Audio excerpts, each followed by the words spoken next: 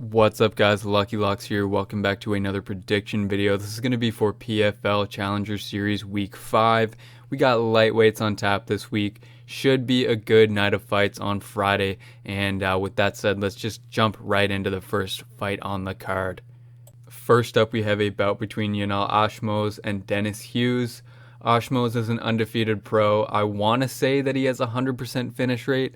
There's one of his fights, the very first one on Tapology, does not have a method of victory listed, but I'm gonna assume it is, but don't quote me on that. I'm assuming we're dealing with a 100% finisher here. He has 3 knockouts in his last 3 fights, just beat Ryan Risco on CFFC, and that's a really nice win there. Ashmoz has also never fought anyone with a losing record, which isn't that common for these undefeated 100% finish rate type prospects. Normally it's a little bit weaker competition at the beginning, but it's been pretty solid for the most part, based on the trajectory of his career and where he is currently so far for Ashmoz here. Striking wise, he has nice kicks at range. He'll throw that teep up the middle, touches you with those outside low kicks as well. But one thing I really like about him is that he has faced a bit of adversity in his career so far. A lot of times, like I was saying about these undefeated guys, they'll knock out like a bunch of pizza delivery drivers in 30 seconds, and then the first time they have to work for a win, they tend to fold up a little bit. But not Ashmoz, man. In his last fight against Ryan Risco, he got taken down, he got controlled, he got pushed up against the cage for the majority of the first round. The second round, he gets put on his back, right away, once again. But eventually he wins the scramble and gets top position for himself. And, he never stopped working there. He wasn't just closing up the guard and holding the guy to him, trying to burn time off the clock, get to the next round. He was working, and he was able to win a scramble, get on top. Had pretty good control on the top. Risco actually was kind of keeping the guard closed for a lot of the time, however, but Ashmoz was able to grind out a 10-9 in the second round, then came on really strong in the third and was able to find the finish and seemed to get stronger with each round. This guy's a finisher. He's relentless, and he has no quit in him, which, to be frank, is something you worry about with this type of a prospect, but I was really happy to see that. Not only is Risco a really good win, but the way that he was able to overcome adversity there and get the win was impressive to me.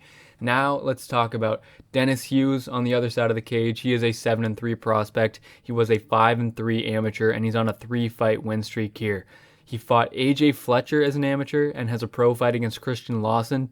But it seems like when he does get that kind of next step up in competition, that's where he hits a bit of a wall. He has an 86% finish rate, and 3 of those are KOs, 3 are submissions, and he has serviceable striking. Normally these KO and TKO wins are aided a lot by the grappling game, and he's got decent wrestling. We've seen a good ability to scramble, good clinch work, but he definitely can be taken down. He is very tricky off the back once he's there. Armbar, triangle attempts, and we've seen him finish both of those submissions in the cage. Really good with that triangle, especially. He's able to pull that one off pretty often. But I think Yanal Ashmoz is the better fighter here. I think that he's the better striker, and I think that the grappling is going to be pretty competitive. I think both these guys will have their moments there. I kind of see Ashmoz having the better position, but Hughes being very active, being very dynamic, threatening to finish the fight with submissions. But ultimately, I think Ashmoz is just a little bit more complete at this point, so I am going to pick him to win this opening fight here. Moving up the card, we have a good matchup between Michael Dufort and Arut Pogosjan. And Dufort has an extensive amateur background. He was 7-3 as an amateur and then had a 6-fight win streak as a pro, ended in 2018 by Jesse Ronson via split decision. Dufort went on to win 2 more after that, the most recent coming on CFFC last year, fought again 2 months later and lost another split decision. So on the feet, he likes that outside leg kick. He's kind of rudimentary with the hands. There's a lot of 1-2s, a lot of straight shots, which you can't really complain too much about that. He does have 2 KOs to his credit with that 100% finish rate that he possesses. And he's a finisher for sure. Normally it comes by the grappling though. He's got 6 submission wins. Had 6 submission wins as an amateur too. So very, very dangerous in those exchanges. Never been finished himself as a professional or as an amateur fighter. He is a really tough and durable guy. And you have to be careful about getting into a bad position with this guy because he can and will find a way to finish the fight, even if it's not that bad of a position to start. For example, if he's jumping guillotine, doesn't really have it locked up, you can't just relax and hope you'll pop out of it because he isn't stopping and just sitting there and squeezing. He's making adjustments on the fly, and then all of a sudden, a submission attempt that wasn't high danger becomes very high danger, and we've seen that happen before.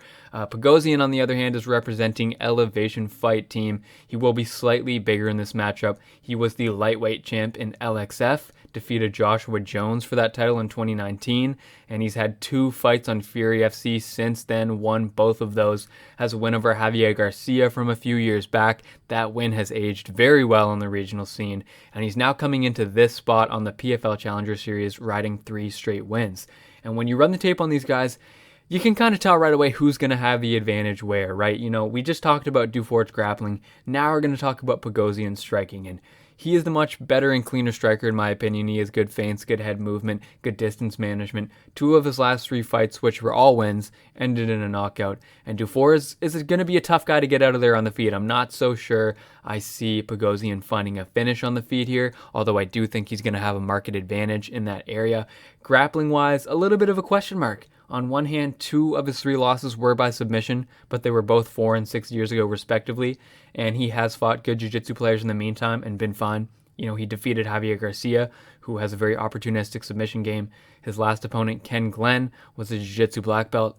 And I think he can be okay in the grappling here. He has to be aware at all times because, like I said, Dufort can turn a okay position into a really good position because he does make those adjustments on the fly. He doesn't stop working. But I like the Armenian fighter in the spot, training out of a great gym. Been fighting a pretty solid diet of stiff competition on the regional circuit and has been quite successful. He's 5-1 over his last 6, and the loss was a disqualification, so take that with a grain of salt. Dufort has faced some solid competition over his last 4 fights as well. However, he's 2-2 there. Earlier in his career, when he was having a lot more success and more extended success, it was against a little bit of a step down from what Pogosjan is going to bring, in my opinion. I think on the feet, Pogosjan is going to be able to have his way. And I see, you know, if he wins this fight, I see it being by decision. I don't really see him getting Dufort out of there in this one. And, you know, the big important part is going to be that he can't let Dufort get a look at his neck or could be in big trouble in this one. But I am going to go with Arut Pogosjan to win this fight. That's going to bring us to the co-main event, and that is between Damir Ferhatbegovic and BJ Bland.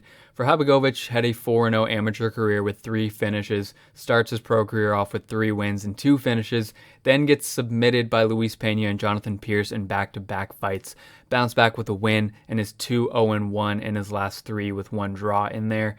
Looks like he's training at the MMA lab for this fight. That's a really good room to be in. If you guys watch my videos, you know I like the MMA lab. I think it's a great gym.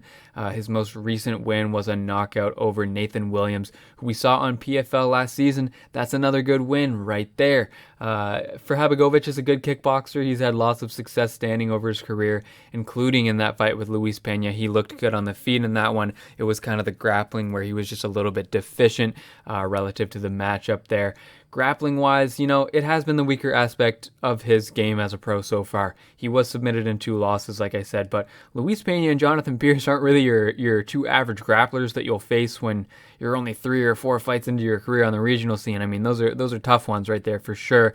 Ferhatbegovic had lots of grappling success on the amateur circuit, actually. Lots of submissions down there. BJ Bland, on the other hand, 16-10 record. Not really the greatest. But he also trains in a really good room. He's over at City Kickboxing in New Zealand. He's coming into this fight on 3 straight wins. However, the level of competition has been pretty low. I mean, even for a regional level, it's been a little bit lower than my liking.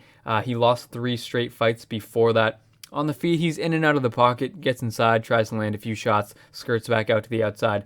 Has been knocked out 4 times, trains at City Kickboxing, but grappling seems to be more of his strong suit. He has 8 submission wins, which is definitely impressive, nothing to take lightly. And we also have to account for the fact that it's been the grappling and it's been the submissions that have given Damir a little bit of trouble over the years, so he's going to have to watch out for that aspect of BJ Bland's game here. But I just think that Ferhatbegovic is the more technically sound guy in the feet. I don't think it's a super wide gap, to be honest.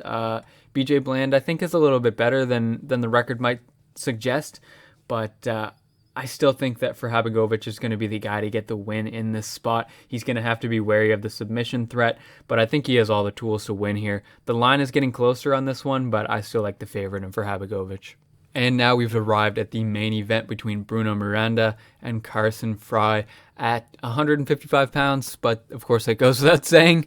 Every single fight on this card is at 155. So Miranda, 13-3 fighter, listed at Tiger Muay Thai. However, I believe he's been working at Nova Uniao leading up to this fight. Most of his pro experience has come over in Asia on Road FC, obviously from his time where he was training over at Tiger in Thailand, and he's on a 4-fight win streak right now. Not really the greatest competition, to be completely honest, but his last win over Ricardo Tilloni is pretty good. That makes me feel a little bit better about it because he is a veteran. He's a bit of a better fighter than most of the guys he was fighting on the regional scene over in Asia, and most of the time, Bruno's been getting these guys out of there too, so that's always nice to see. When you are facing a little bit lower level of competition, you do want to be finishing them. You do want to be making a statement and showing who is clearly the better fighter in these matches. So Bruno has a 77% finish rate. 8 of his 10 finishes are by knockout. Has some kickboxing and Thai boxing experience. He's a good striker. He's built very solidly. Great kicks, good techniques, and he's able to throw them with a lot of velocity.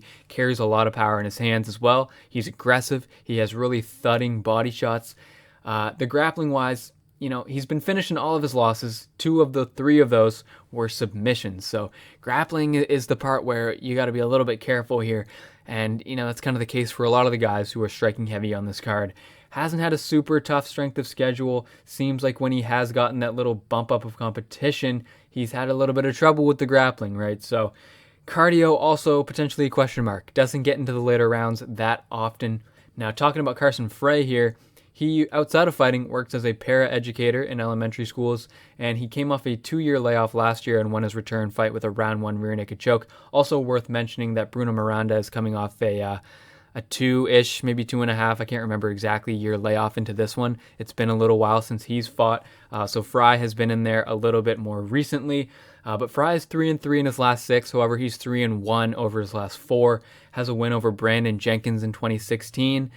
So that's a pretty decent win. Also beat Zach Zane in 2015 for whatever that's worth.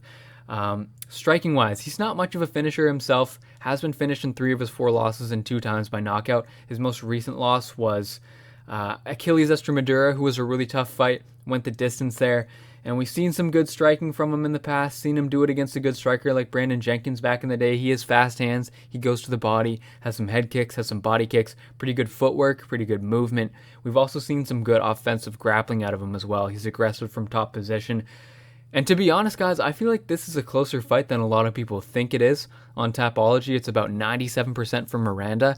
And I'm a little bit surprised to see that, to be honest. I feel like maybe because Frei's record is 9-4, people aren't super high on him in this matchup, but I think he's a little bit better than people are giving him credit for, and that's being shown by the movement of the line. I like Carson Frei. I think he's a lot better than your average 9-4 fighter. He is legit, but with that said, I think that Bruno is the guy who really has the ability to change the fight here.